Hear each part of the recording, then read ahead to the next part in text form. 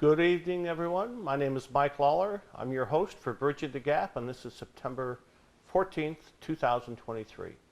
Thank you for being with us tonight, and thank you to Bolingbrook Community Television for making this broadcast possible. Tonight we have a very special show and an organization and some people who are near and dear to my heart that I've known for many years. And we're going to talk about a very special anniversary, an event for Bolingbrook Community Television, Bolingbrook Community Chorus, who often appear on Bolingbrook Community Television. So I'll have my guests introduce themselves, and then we'll get into the conversation. My name's Suki Baldwin, and I've sung with the chorus for 10 years now, and it's a lot of fun. Great.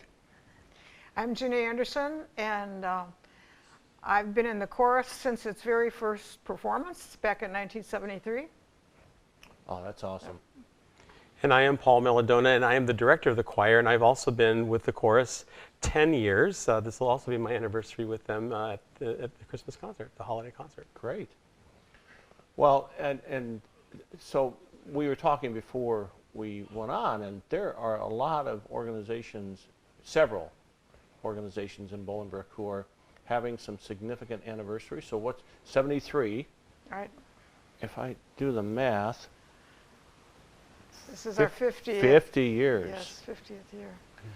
So since you were in the beginning, I don't want to put a lot of pressure on you here, but tell us a little bit about some of the, we'll start out with one or two stories about the first year and how things got organized, if that's okay. All right. Back in 1973, several of the churches in town had choirs, but almost all of them just had a small number of singers. And they often had, let's say, 5 women and 1 man. And they just couldn't do anything with the members that they had. So 3 churches in town, St. Dominic's, New Life Lutheran, and First Presbyterian Church of DuPage, we kind of rounded up all the choirs and attempted to do a Christmas concert. And that was December 4th of 1973. And it was held at what is now the Vito Martinez Middle School, but at that time it was the Westview School. And we had a great time. Our director was the choir director from New Life Lutheran. He volunteered his services. And the accompanist also came from New Life. And we had a very good time, and we were well received in the community, I think. And it gave all the people that sort of wanted to sing substantial music a chance to do that, where they couldn't do that in their individual church choirs. So that was our first concert, and then we had a sort of a hiatus for a while where we sang again in April of 1975. We did a cantata then with the same group of people. And then we did a bicentennial concert here in the village for 4th of July, obviously of 76. Wow. And from that point on, we got into the habit of doing 2 concerts a year, a Christmas concert and a spring concert. So I believe it was spring of 1977 that we began that pattern. Series of concerts, right? Great. You know, you reminded me when you brought up the Presbyterian Church, I was honored to attend their 190th anniversary celebration this year. And so they formed in 1833 and are still going strong in a great church community. And so thank you for sharing the origins of the chorus. And 1976, I was away at college in the East, and I was on the Mall in Washington, D.C., and got to see the Beach Boys, and then grabbed a canoe with a friend of mine and went out on the Potomac River while the fireworks were going off. So some music on July 4th, that was pretty memorable there, but I'm sure the concert here was great. Yeah, it was very good. Very good. So I want to come back to a little bit of the history and talk about that a little bit more. But I want to hear a little bit, and this is important, I think, for our audience to understand, what got you interested in doing this? Kind of a bit of a background, and how did you get interested in music at all? And then how did you find your way to the community chorus here in Bolingbrook? Well, I majored in music in college. My family would, after birthdays or Thanksgiving or Christmas, we'd go over to the piano. My dad would play clarinet and sax. My mom would play piano. We might sing. When we got old enough, most of us 4 kids learned instruments. We'd always make music. And actually, after I was married, we had finished Thanksgiving dinner, and I said to my husband and kids, "Hey, let's go to the piano and sing some songs." And my husband said, "Why?" And I never was able to get him to do it. So I like to sing, but I'm not a singer to start with. I majored in French horn, Okay. and I played with the DuPage Symphony for 10 years. Wow.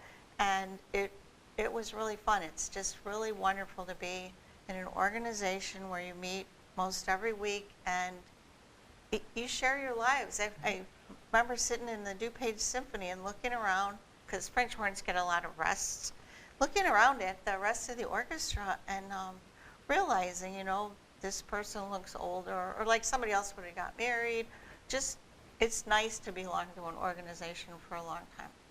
So anyway, when my kids were little and my husband works nights, I stopped playing with the orchestra.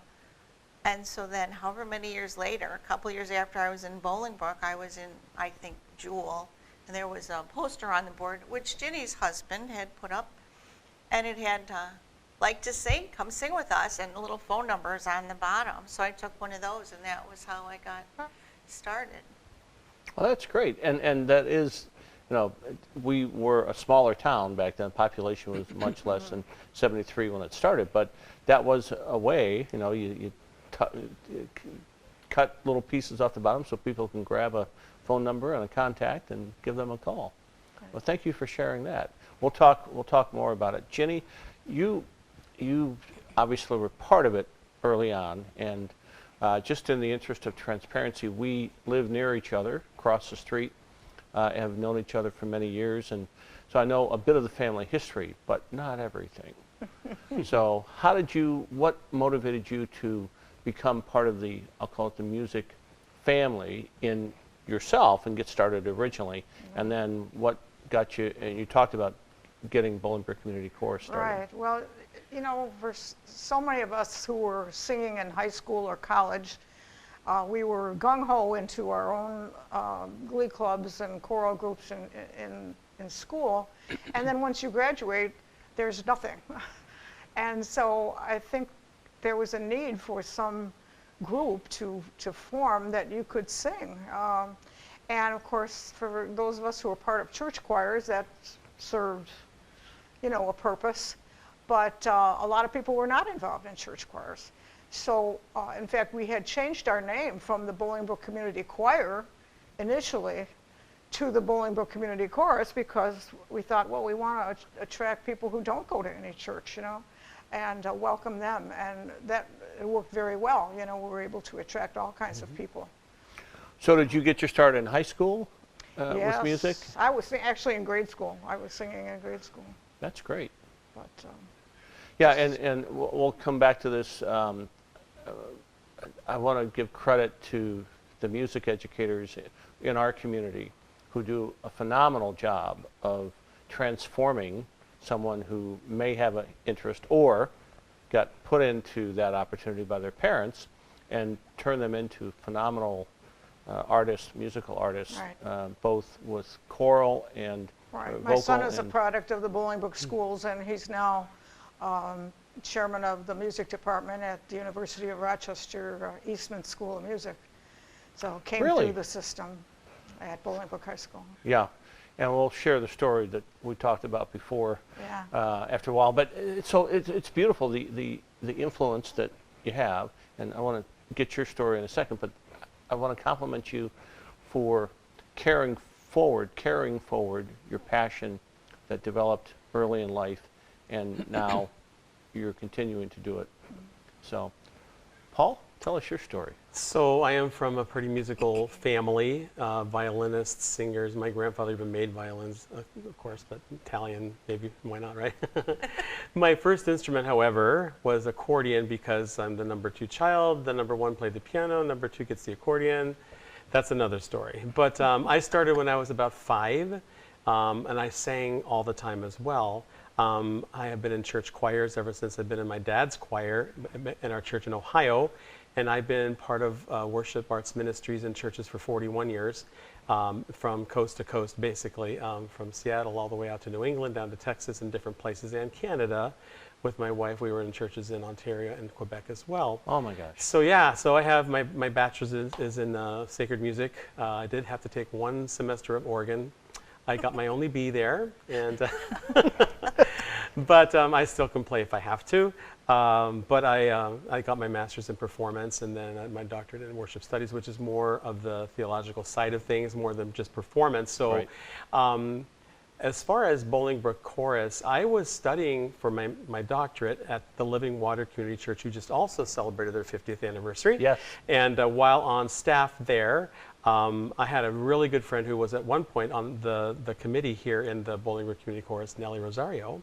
And she said, you should consider being part of the Bolingbrook Chorus and maybe directing. And I was just really in my thesis part of my life. I'm thinking, how can I balance this? And I'm far away. And but I gave it a whirl, and here I am 10 years later.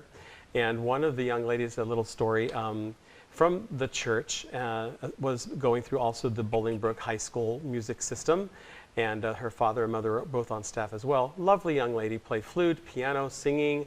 And Mr. Fisher from the Bolingbrook High School, whom I'm sure many of you are familiar with, actually called me and said, I want you to help Paige develop vibrato, because she has more of a tremolo in her voice.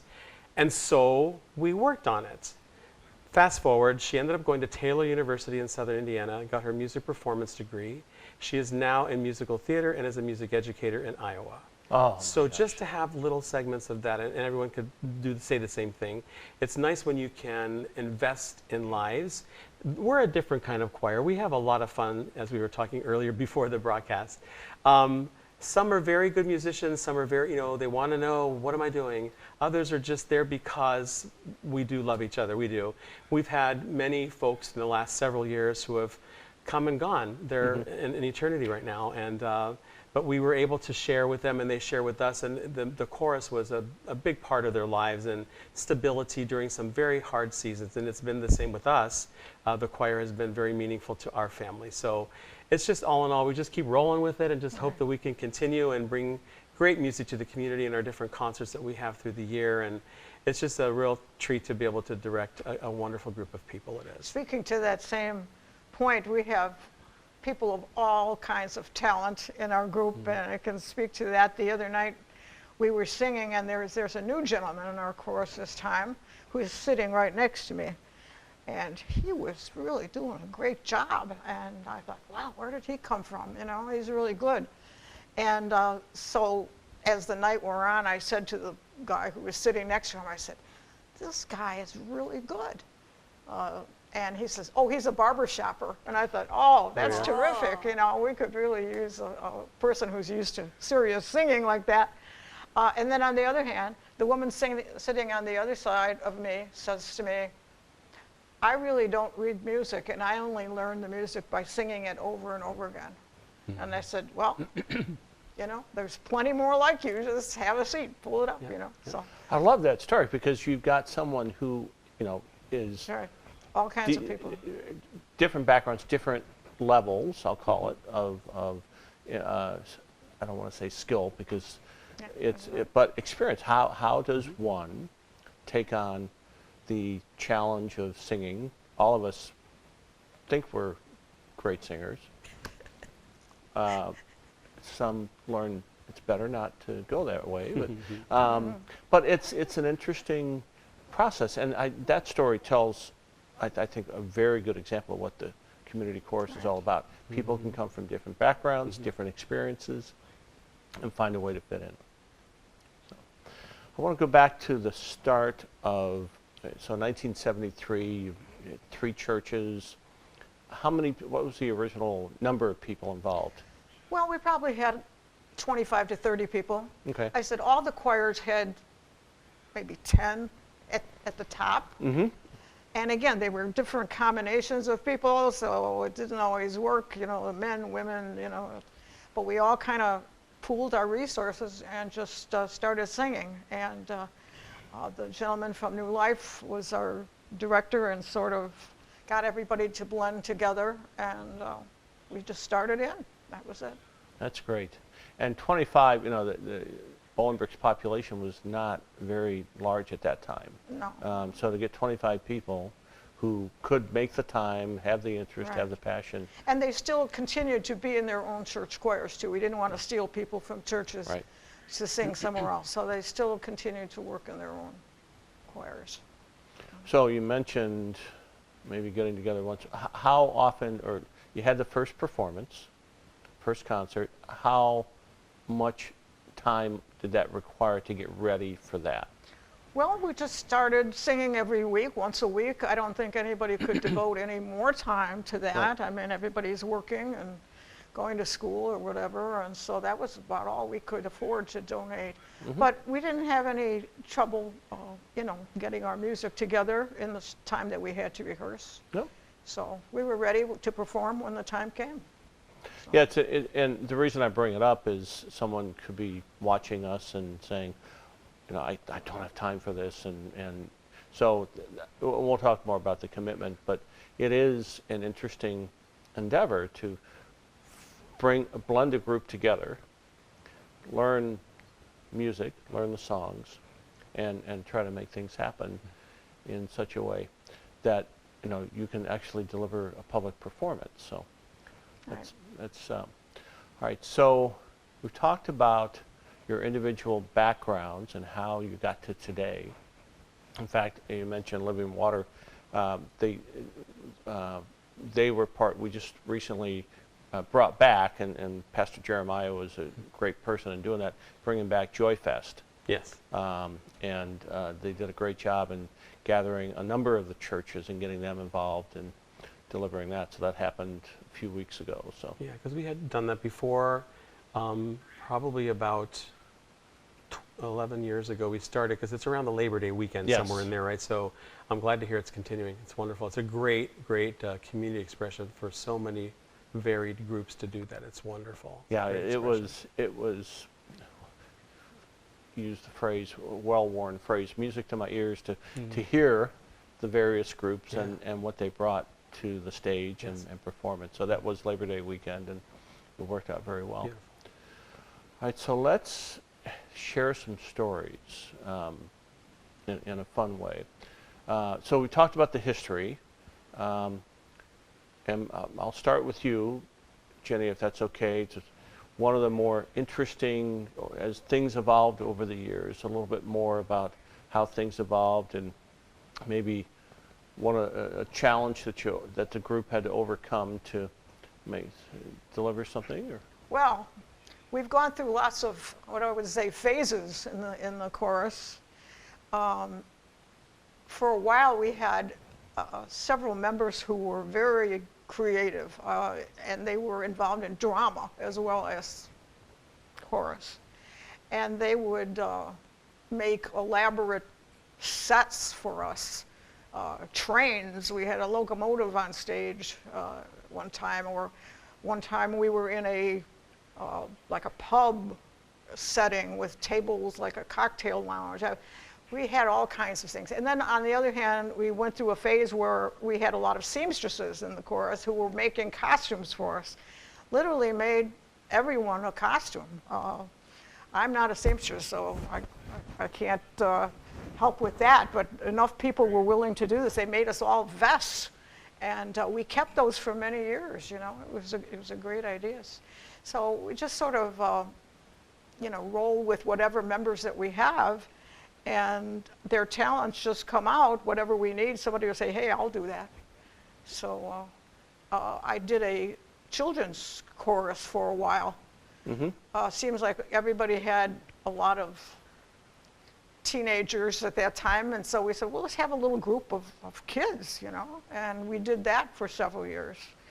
And so, different things happen as the members change and develop different interests. That is a good point. And again, the beauty of having an organization like this where someone can fill in and bring their talents, not only musical, Right. but artistic talents, and find a way to contribute. So as you got involved, what are some of the favorite memories of early on getting involved, and some of the fun that you had? I thought I had two stories. One is, it's musicians would get it, but I don't know. Paul wasn't dead. We did a thing at Culver's, so we're singing. So we just like line up in back there, and Paul wasn't there, so I filled in to conduct, and I'm trying to go. And generally, like if he's sick or whatever, and I fill in, it's fine. And it's really fun for me. Is it an ego trip or what? You can hold them out and they'll sing, and then you go like this and they stop. I just get such a big thrill out of it. Oh, there you go. I know. I have so much fun. One time, one of the women said, "Why are you smiling so much?" I'm like, "This is so much fun." But anyway, so we're at Culver's, and I couldn't get them right. I mean, for the most part, but the tempo was lagging and all this stuff. So I found out at the end, two of the altos were sitting down on the bench behind everybody else. They were having fun. They were happy people, but they had no idea that I wanted them to go faster or slower or whatever. So the joke was on me that night. So non-musicians might not really get that. But once, a second story, I was still working, and I'd put a poster up at work, and some friends from work came, and my husband comes all the time, and my daughter was there, and she had two little kids. So her little one's like 6 months old. So one of my girlfriends from work was playing with the baby. He's just sitting on the table. We're in the middle of his song, and he escaped her and fell over, hit his head, cried loudly, and it was like, I knew it was my grandkid, but afterwards, all the other choir members say, "Whose kid was that screaming in the middle of whatever song?" And you could still probably catch it today now and then on Bolingbrook TV or on our YouTube station, Bolingbrook Community Chorus on YouTube. Yeah, so that was fun. That was my girlfriend, my grandson, and my daughter. So how was that for you? You had to stay focused. You knew who it was, and you were able to stay focused and deliver the performance. Or did you? No, you didn't run off the stage. I kept singing, but I probably laughed a little. If I know me. Do you remember that one? There have been several concerts with crying children, but we were singing nativity songs, so it was perfect. Yes. So it kind of blended right in. And you let them perform with you. That's right. Yeah. Excellent. So you've been 10 years now, and if you wouldn't mind, share a couple of favorite moments of yours that you've encountered over the years. We're not going to get into the tough ones where you had to fight through things or whatever. Right. But a couple of favorite memories. What I really enjoy about the chorus is that we've had opportunities to involve instrumentalists as well. And from a group that Jenny and her husband were part of, we have had their drummer occasionally. We have a guy who came back after being not with us for a couple of years because of COVID relief and all that. So he's playing guitar again with us. We do have a standard former music educator in the village, Virginia, who plays trumpet and flute with us. And I've played a little bit on the clarinet, and we also have our former president who also plays clarinet. So we've had others who've been able to enhance our music. So it's not just vocal performances, it is also on the instrumental level as well. As far as a personal note, there are some songs that just get me choked up, especially some patriotic songs where I'm just directing, I can't even barely hold it together because they're singing from their hearts. And many of them have served in military, or they had military background in their families. And so it's very meaningful, and as well as other sacred music or whatever it might be. But I get a little choked up, but I don't let them see it. Hopefully they don't recognize it. But it's very meaningful to me to see that they are really singing with all their hearts. It's really important. I want to call the choir tenacious. I don't know if that's too strong of a word. But we did go through COVID. Yes. And we chose not to cancel our concert. So we had like about 10 vocals, I think, when we did Right. it. And we were doing, you know, social distancing even with our ranks, but we were able to sing, I believe it was 8 songs in the holiday season of 21, I think it was. Okay, to no audience. No audience, maybe 4 or 5 people that were from the village. It was at the Levy Center. We practiced in the whatever the hall was that used to be former Living Water Church. We Yes. were rehearsing there, but we were able to perform at the Levy Center. Again, with social distancing, there were maybe just a handful of people, those who were maybe recording it for us, and but we didn't make it known that you can come because we wanted to observe the rules for, you know, the Right. group number that we could have live, but we didn't stop, is the point. We kept going.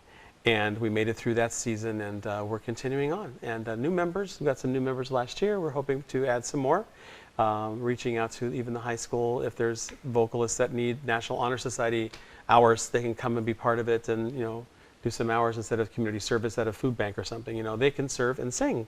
So, That's a good point. Yeah. So let's talk a little bit, and I want to get back. I want to talk about how the music is chosen. But how does, this is a good point, you know, midway through our conversation, how does someone find their way to become a part of the organization? I mean, you went out and recruited in '73, but how is that done today? And let's say someone wants to find a way to contact the chorus today, but how do they, what kind of walk us through the process for that? Maybe some auditions, or kind of walk us through a little bit. Do you want me to take it? Go right ahead. Take it. Paul very kindly does not have us audition No because auditions. I've failed at auditions at any number of places, but he lets me sing. We're always looking for new people.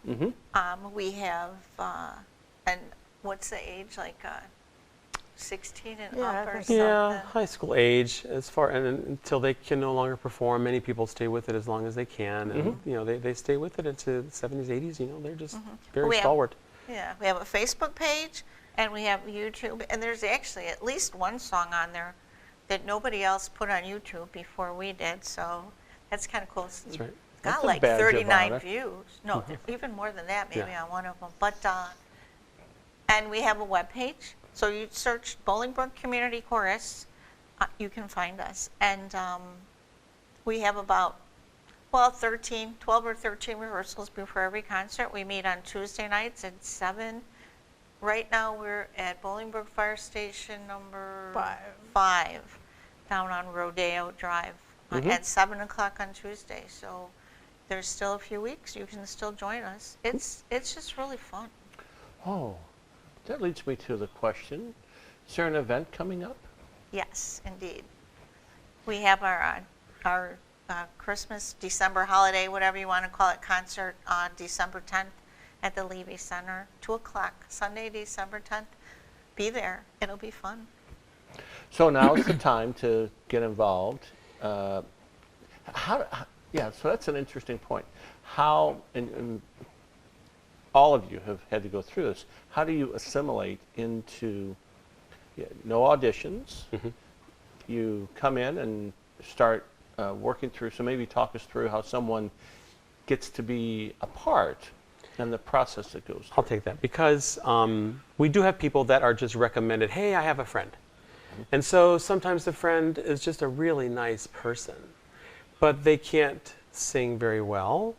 So we allow them to stay with us a little while, and then we just, you know, I'll just tell some of the members of the committee saying, you know what, I'm not sure, because I can hear fairly well where people are sitting if they're singing well. And, you know, we give them as much a chance as we think they can. And then we ask them kind of, maybe you can consider it again, maybe next season or whatever. But we don't do that very often. We're pretty flexible. Yes. I like to think it of as, you know, I'm kind of a garden hack, but you have to put the stakes up in order for the vines to grow in the right directions. Well, we have a few stakes people that we try to have them strategically sitting where those, like the woman who's sitting next to you, just it's kind of a leaner. And so if they hear a good part, they'll follow right with you. And so, you know, the musical folks among the choir kind of build it up so that by we're into the 6th and 7th rehearsal, things are starting to take shape. And so it's always heartening because there are some times we get to rehearsal at 11, we're like, oh boy, can we pull this one song off? And we end up doing it. But it's just a little bit of grit then that we have to kind of just add into that. So we don't have auditions because we want it to be enjoyable. And for some people, they have very long work days or they have a lot of family things going on. And so we want to provide that 2-hour space in their life to come enjoy with other adults. And just to, and then I hear, they're exchanging addresses. Let's go for coffee here and there. So I'm listening to all this as it's playing out weekly. So it's really nice that way because we don't require a whole lot, but we do require to be there for at least 8 of the rehearsals. If they're missing more than that, then it gets to be a time where they might have to just step away for this one season and then join us again in January or whatever it might be. So, But Thank I you have for to say explaining that it. we are extremely welcoming, and we'll try to work with everybody that we have. Over the years, we've worked with autistic singers who had a booklet of music with blank pages in it and learned everything just by memory. We also had a person recently who was an Asian gentleman who wrote out everything phonetically so he could read. He could not read English, but wrote it out phonetically so he could sing in English even though he did not know the words. So we make it happen, And That is great. I can add, we've been utilizing technology, so I'll look, not only me, a couple of us, we find links online. It's not, all the songs aren't on YouTube. It might be by the music publisher or who knows where, and we send those links out to all the people in the course and they can practice along with the recording. We used to do a recording like at the 5th rehearsal or something, but this way they can get it earlier. So some people practice in the car while they're commuting, some practice at home while they're cooking.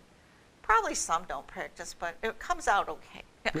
Yeah, you have those who just show up. I'm happy usually. Yeah, show up and see what happens. But this is wonderful. I mean, I call it how do you make the sauce? How do you make the and the magic behind it? Because you're finding a way for people to follow a passion, follow an interest, and find a way to fit in without a whole lot of, as I'm hearing it, without a whole lot of difficulty in their lives. I want to do this. You let me come work with you, hang out with you, learn some things, and find a way to fit in. So that's a wonderful experience. I don't know of too many organizations that can do that or are willing to do that. There's you think of sports teams or business organizations. You have to follow this, and there's no leniency on that. So that's wonderful to hear, and actually encouraging for those who do want to get involved. So you've got 2 performances a year. And then the village, in the season of the summer, somewhere along the line for the village picnic. Yes. Where we pull tunes from our spring repertoire to usually do 4 or 5 tunes, whatever it is there. But normally 2, yes. And Yes. then Yeah, tree I mean lighting. the picnic, village picnic, you have to be there. It's a big one. Because it's not a picnic if you're not Right. there. Aw, thanks. And we do usually sing at the mall for the Christmas tree Oh, yes. lighting. The promenade. And the promenade, thank you, fill in the blank. And at the winter walk behind Village Hall here. Yeah, that started new. We're starting to get ready. The village is starting to get ready for Harvest Fest, which is going to be quasi Halloween and Oktoberfest. Nice.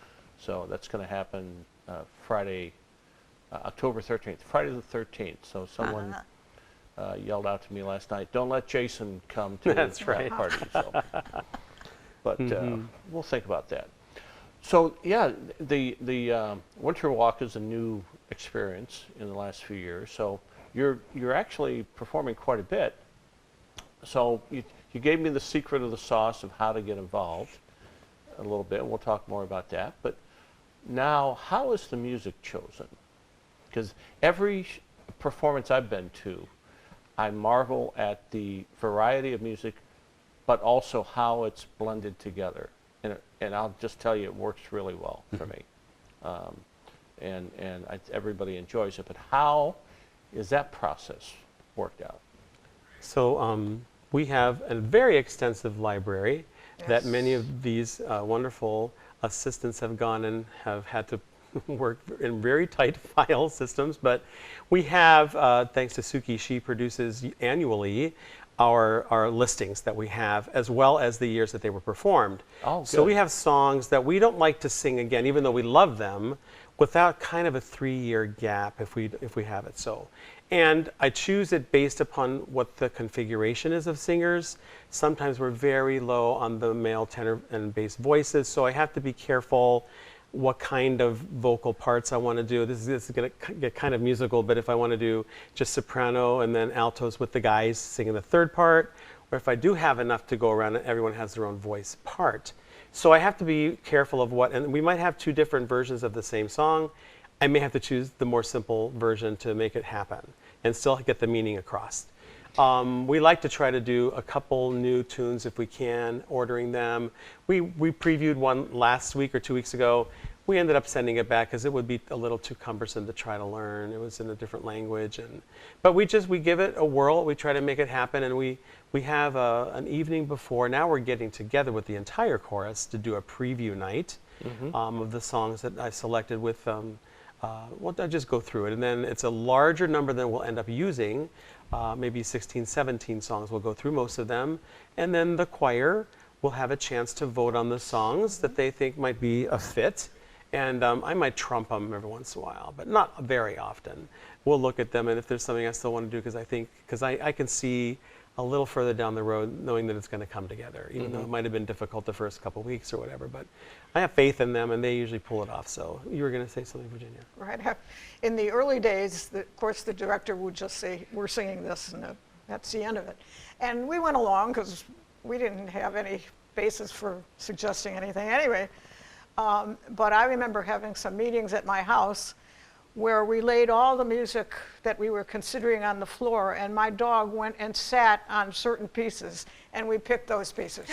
A totally unacademic way of selecting music, but it worked for a while.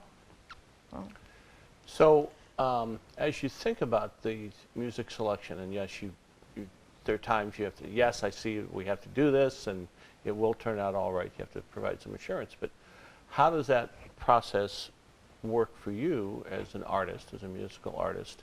Well, hold on.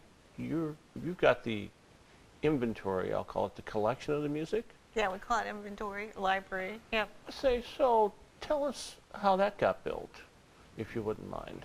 I love the music library.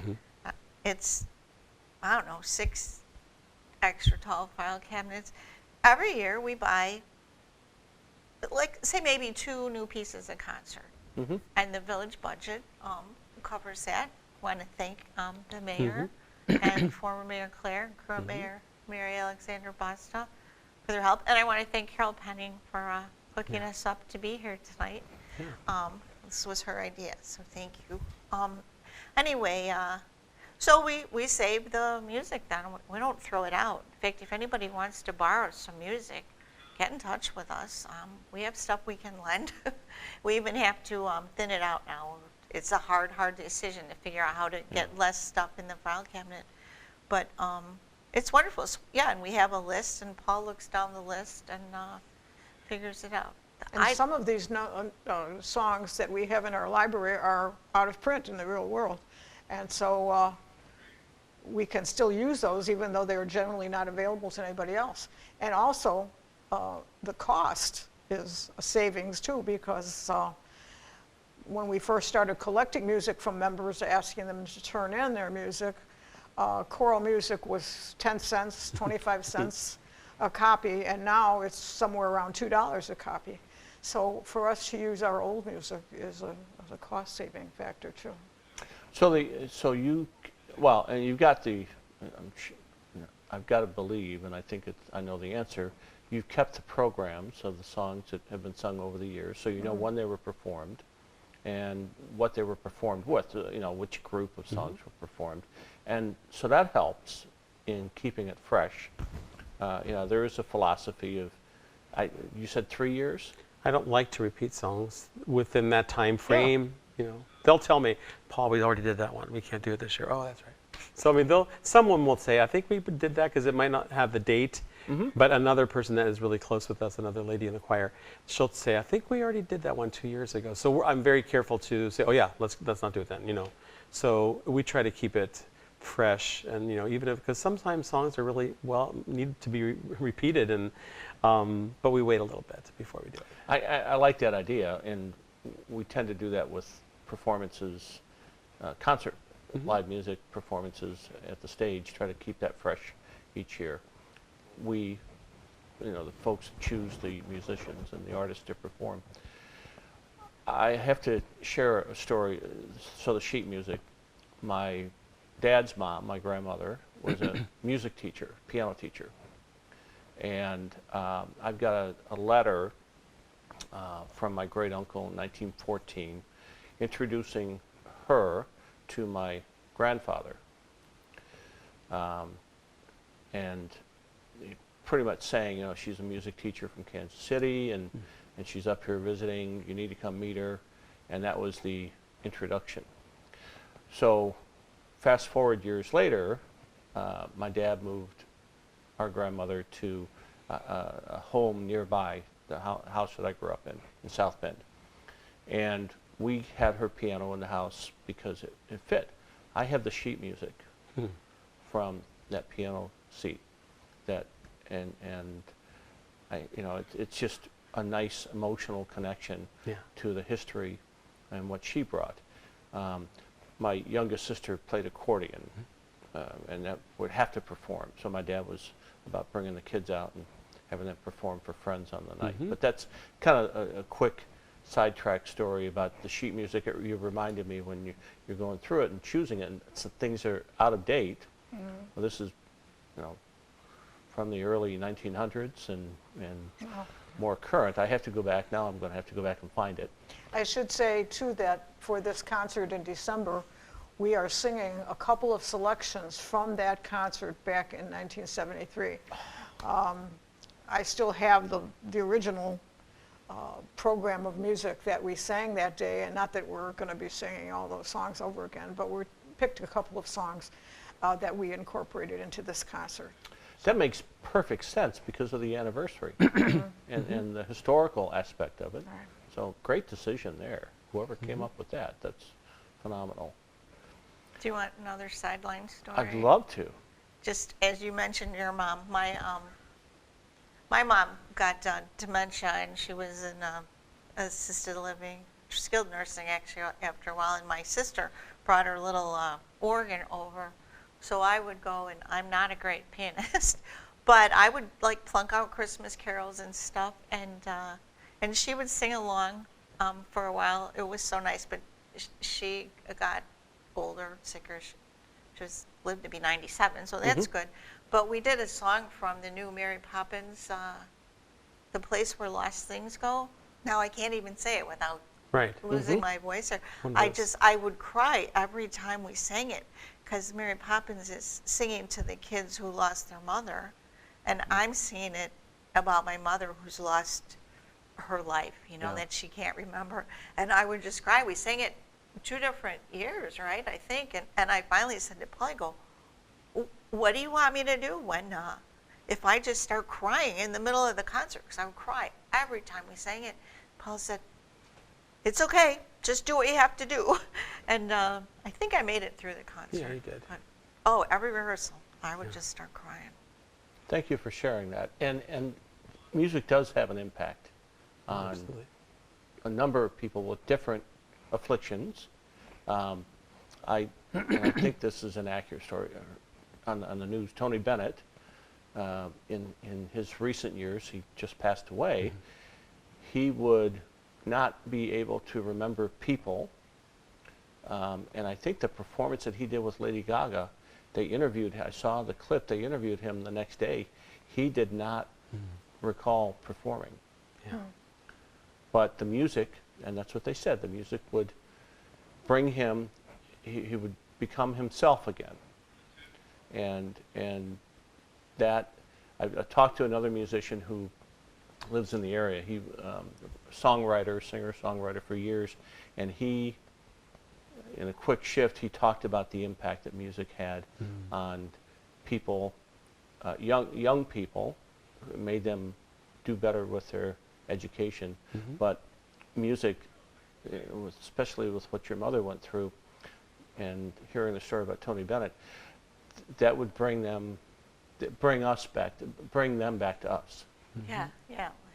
A lot of songs are ingrained in people's long-term memory, and you go to nursing facilities and you do these carol sings, and they might not otherwise communicate with anybody, but when they hear these old standards from their memory from 30, 40 years before, they're able to join in then. And so that's why it's very meaningful as we talk about the music selections. Some of these that Virginia was talking about are out of print, but they're so meaningful still.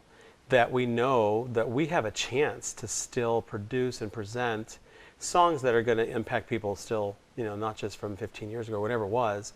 It's still a very meaningful expression of music, and thematically, where we're moving with a concert stream, and so it's really important for us to not just throw, it's old so we can't use it, because that could be the trend of today's youth. We can't use anything over 5 years old. The shelf life, it's over, goodbye, But we have to make sure that we're honoring those who were there, and especially we have a chance with members who have been through with us for the last 50 years, maybe 30 years ago, somebody will come to the concert because they've been invited.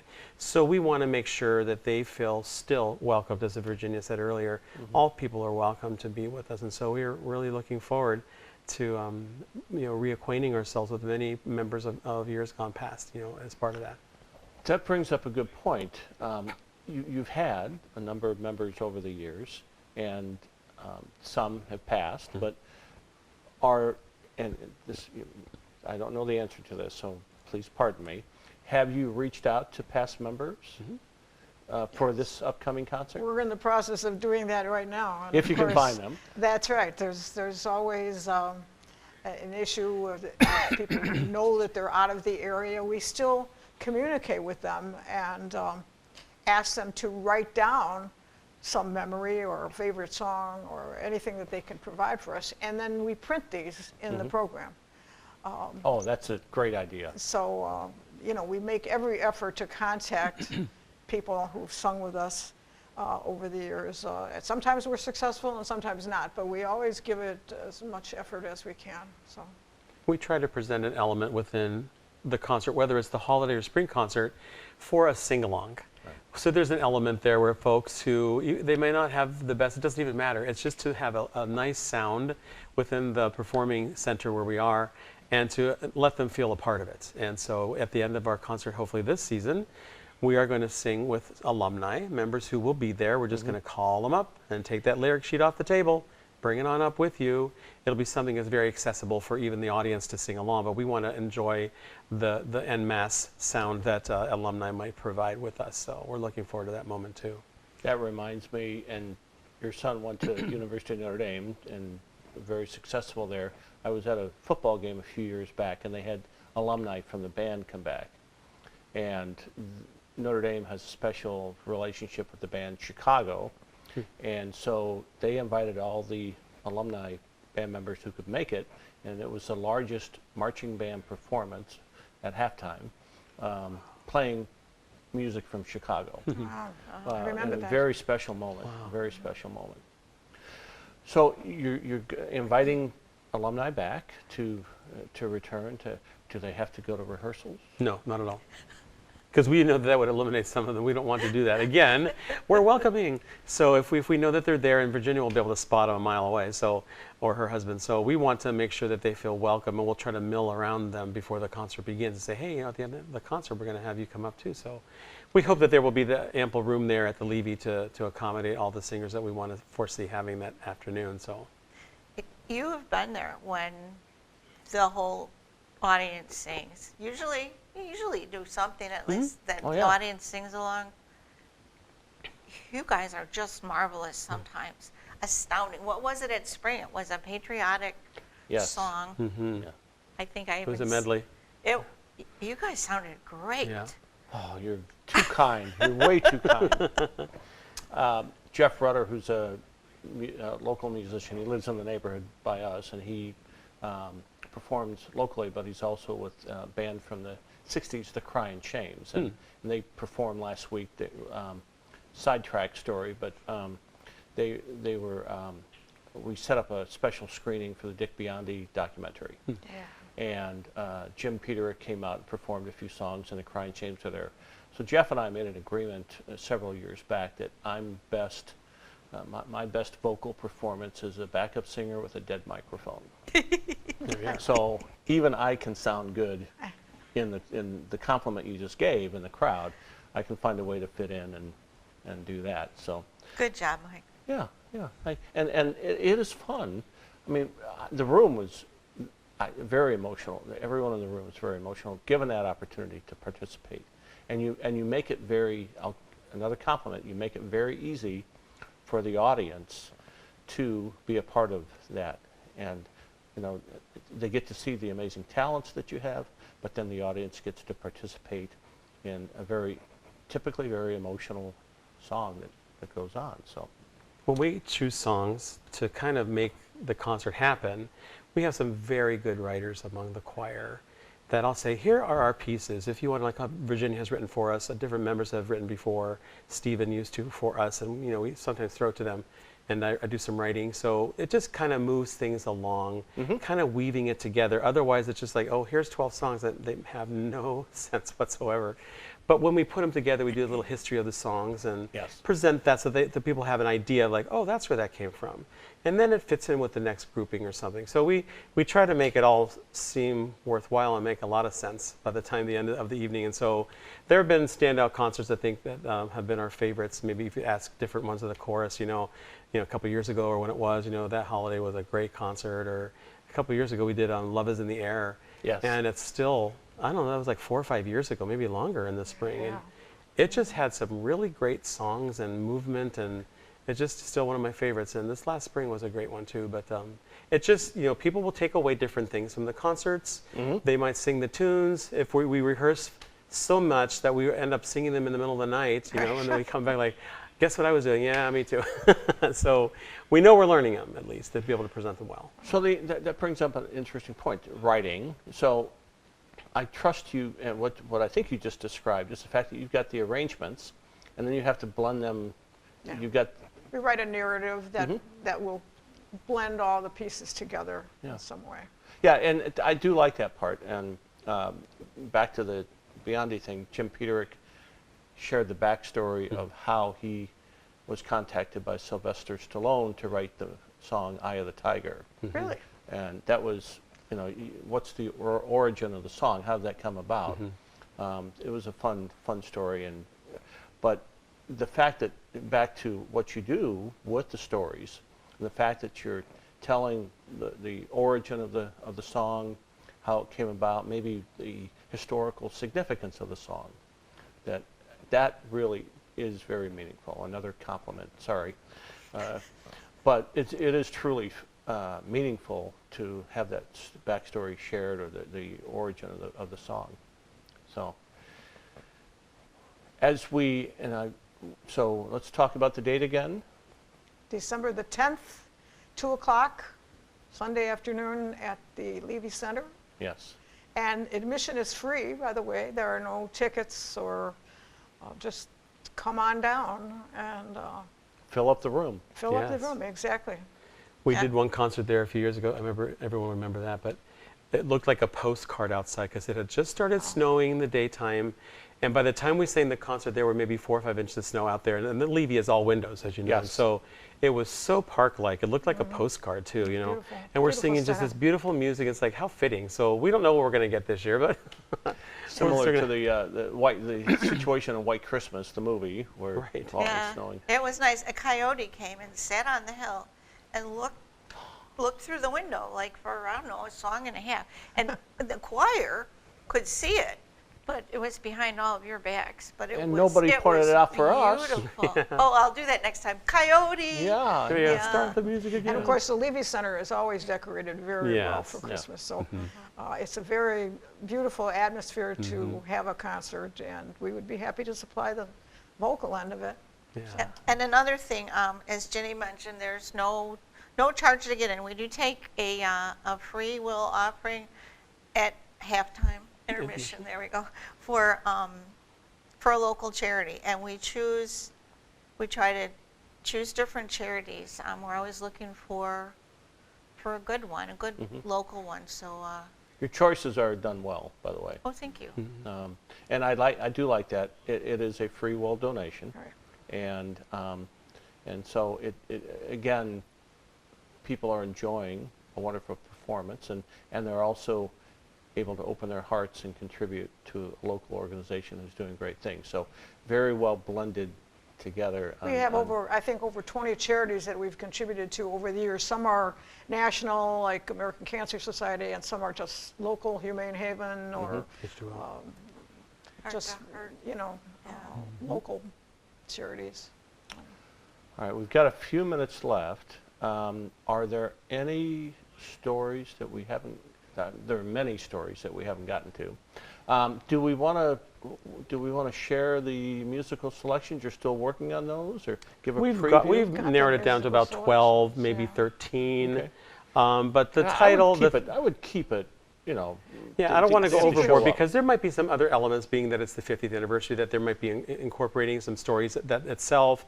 I'm not sure if the Levy will, give itself to a slideshow. I'm not sure with the lighting, but they might be working on it. I don't know if there's a committee for the chorus for 50th, but they might be working on a slideshow, or just snapshots of people that have been in before, and choir programs maybe. I don't know. There are a lot of other items that we want to try to fit in, and plus a nice time of refreshment at the end to commemorate the event. Yes. So it's all good. Thinking of the reunion where they bring back your high school picture. We're going to have I want to call it like a paper mural, a tribute to all of our directors over the years. There have been 9 of them, including Paul, and also another one devoted to our deceased members over the years. Very good. And we hope to honor those people because they are a very big part of our history. That's wonderful to share that, and I think that this really gives a good understanding of what to expect. You don't have to share the selections, but to share the experience that people will have when they show up. I have a request, not a request, I don't know. We can use help from people who aren't singers. Okay. Because there's plenty of people say, oh no, I don't want to sing. I mean, most of our husbands and wives don't sing in the chorus. There's 3 couples there, I think. The other 20, whatever, their husbands or wives don't come. But when we have concerts, we serve refreshments, we have decorations. We could really use a PR person to get recruiting, because we always need new people. And so if anybody wants to, can I give them my phone number? If you're willing to. If you're interested in anything, here we go. Bolingbrook Community Chorus, Facebook, YouTube. Anyway, let's see. Here's my phone number: 630-881-9308. You can call me or text me if you want to help with anything that's not a singing thing. The community television organization, or the crew here, may enhance. That was a beautiful graphic that you just put up. I made it myself. Professional. Thank you, Speaking Mike. of getting emotional, I'm getting emotional with the beauty of the graphic, but they may have a way to. Oh, I know. And they also say never hold up a card like that, because people could put anything on it they want in the They meetings, can. right? Okay. We'll see what happens with Edits. that. Maybe Yeah. edits. So we've talked about the history, a wonderful history. We've talked about your experiences, how you found your way here. I'm trying to think if there's anything else that we wanted to talk about. Any last minute thoughts as we finish up? We're just grateful to the village for allowing us to continue the different leadership of the village, and I'm grateful to have a committee that I get to work with. It changes here and there. Someone will come out of it, someone will come back into it, but they're always very, just accommodating, and that we work together very well. And so I'm really fortunate to, over the last years, to have a committee that is also visionary and just wants to go with things. So it's really helpful. That is great. That is great. And the community television does come and record the concert, so they get to see them over. Right. Those folks. I love the fact that you've got a YouTube channel, so that works well. So we'll do the date one more time, December 10th, Yes, 2 o'clock in the afternoon, and at the Levy Center on Canterbury Drive. And just search Bolingbrook Community Chorus on the internet, and you'll find it. There should And- be announcements on the signs, the Yeah, we've got the electric digital signs that. through town. Yep. So there'll be plenty of publicity, once the date gets closer. Perfect. Well, I want to thank all of you for being willing to come together. I know Carol connected us, but I've enjoyed the performances over the years, and I'm looking forward to this one coming up this season. And I want to thank everyone for all the effort that everyone puts in to making this a better community. And thank you for being here on this broadcast. And I want to thank Bolingbrook Community Television for making this happen. And this broadcast, thank you and good night.